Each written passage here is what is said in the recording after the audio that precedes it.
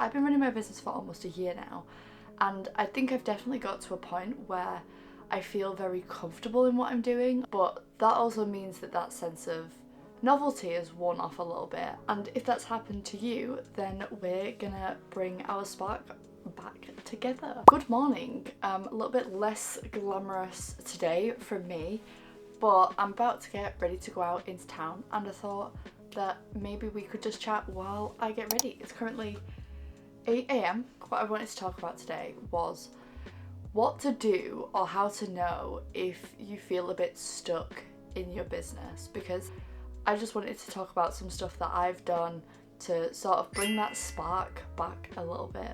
I'm not going to do the makeup guru thing where I tell you what my products are, because they're not that interesting. So the first question I've been asking myself is like, am I still happy with everything that I'm doing day to day? Because I feel like sometimes, especially in the beginning of business, we can get carried away with doing a lot more busy work because it makes us feel like we're making progress. I added lots of stuff to my business within the first, say, like 6 months, where now I maybe look back at it and think maybe this is not the most useful of my time, or it doesn't move the needle that much, and it also feels more, I don't know, almost more like a drag than it feels like it's pushing me forward. And that's not to say that everything feels bad. It's more just like, what's the balance between things feeling good and things feeling not so good? So like, for example, I used to do, in the community I run for young female founders, I used to do like a weekly roundup to sort of like show what we'd done. That was a really nice to have in the beginning, but realistically people didn't really care, or like people were there for the events, so they didn't need like a little recap on a little graphic that I had to create every Sunday just to show what we were doing, and it wasn't adding that much value. It was one of those things that I was using to make myself feel better and not to actually move the needle and feel like I was growing. And I think that I've done the same with the podcast. Like, I started doing a podcast for the club, and we did 4 episodes, and it was really, really fun. And I think I will probably revive it at some point when it's a little bit quieter in the year. This is now probably a good time also to do that. But I think in my most busy moments, I don't think it actually is that important, and I don't think it's that like hotly awaited. And at the end of the day, it doesn't necessarily, it does contribute in some ways, but it doesn't necessarily contribute as the main factor as how I'm running my business. And therefore, maybe I should be putting more time into doubling down on what is actually working, rather than, starting lots of new little things to make it seem like I'm doing lots of work when actually I'm not. And then that's also true in terms of the day-to-day with how you actually conduct your business. Like, think about what are the parts of your day that you really, or the parts of your week that you really enjoy, and what are the parts that you sort of dread or don't enjoy, and think about whether you can maybe minimize those or reduce those, or potentially hand them off to someone else. Working with like a VA or an assistant or anything like that, I think maybe that needs an entirely separate video, because I find that to be really, really hard. I've had VAs and I've not got one anymore. The next question I would ask myself is, what is the next thing that is calling me? So I like to see my business as sort of like a TV show or like a cinematic universe, right? Where there's obviously the main show, like the popular one that everyone knows about, but then I like to see all the other things that I work on as spin-offs to that. It's like essentially having the main characters, which would be the main features of your business, the main characters that everybody loves, but being able to pick them out individually and create little universes and spin-offs for them. So, for example, the way that I've done this is, for our community, we run little welcome pies for all of our new members, so that people can actually like get to know each other and create genuine friendships and bonds, right?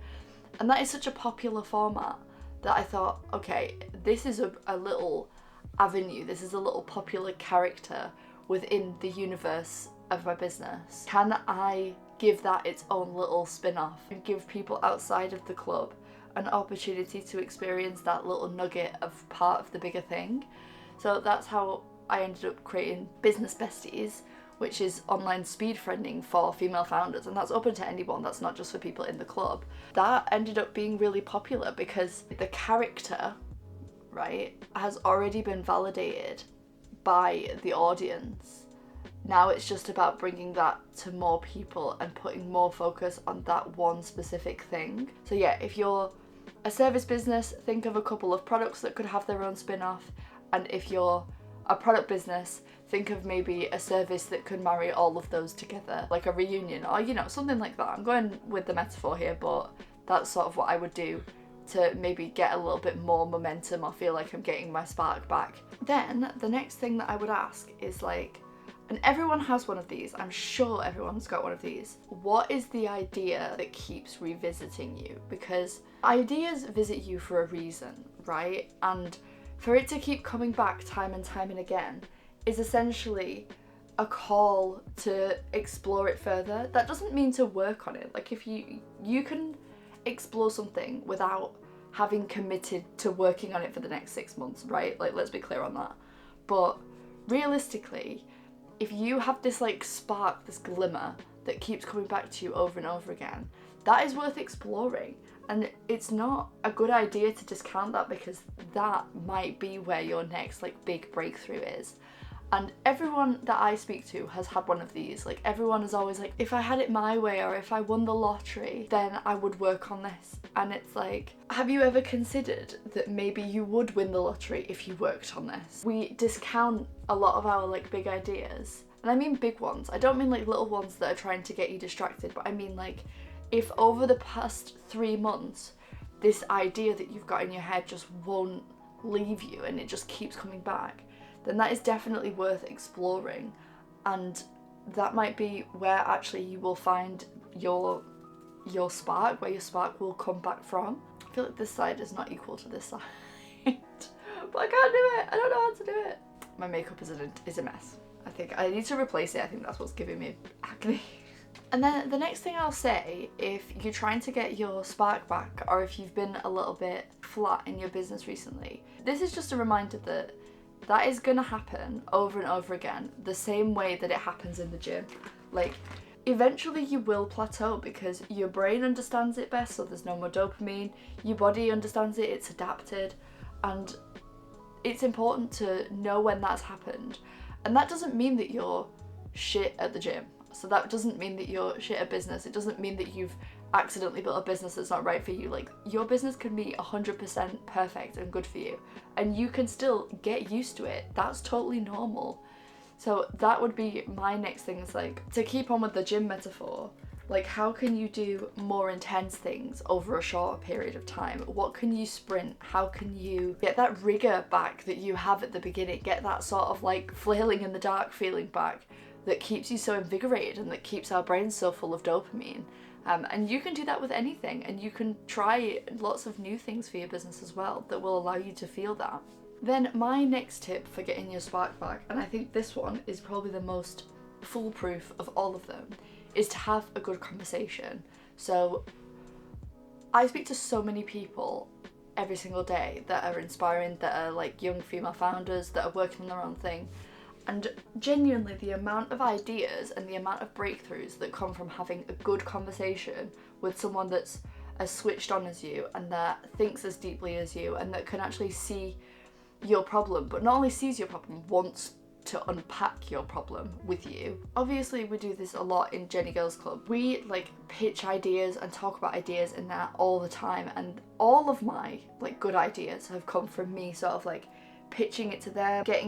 Getting that initial feedback also helps, because it's kind of difficult to feel that spark or feel that energy if you genuinely have no idea if something's going to work or not. The last question I would ask myself if I wanted to get my spark back in my business would be, what is the next thing I want to feel? So what have I really been lacking in terms of how I feel about like my business and about what I've been working on?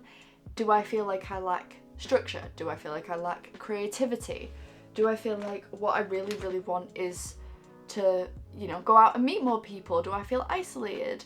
That one's definitely not true for me, because all I ever do is speak to all of my friends in the club. This idea of feeling as a goal is very open to interpretation, right? Like, goals evolve over time. Goals evolve just by you setting them and taking action on them. You evolve, your priorities change. Making a 5k month isn't necessarily gonna make you feel a certain way, because the feeling is something that you can work on, whether you're making $10 a month or $10,000 a month. That's why I tend to focus on the feeling and how I want to feel as a goal, because that gives me a good sense of direction, but it leaves the field open for me to do a lot of different things and really explore and be creative about what that actually means. So yeah, what is the next thing that you want to feel in your business? And what other sort of little like glimmers and things that you can set into motion to feel more like that? If it's more structure, then maybe you want to focus on your systems. If it's more creativity, maybe it's working on a new offer. But anyway, yeah, those are my somewhat original tips for getting that spark back. Getting a little bit bored or getting really used to what you're doing, I think, is a sign that things are working, because things would be in constant chaos and things would not feel good if things weren't going very well.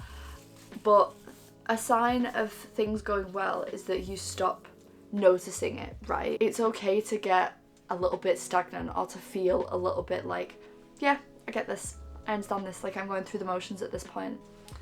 Where's my little headband? Yeah, so that concludes all of my tips on what to do if you feel like you're losing your spark in your business.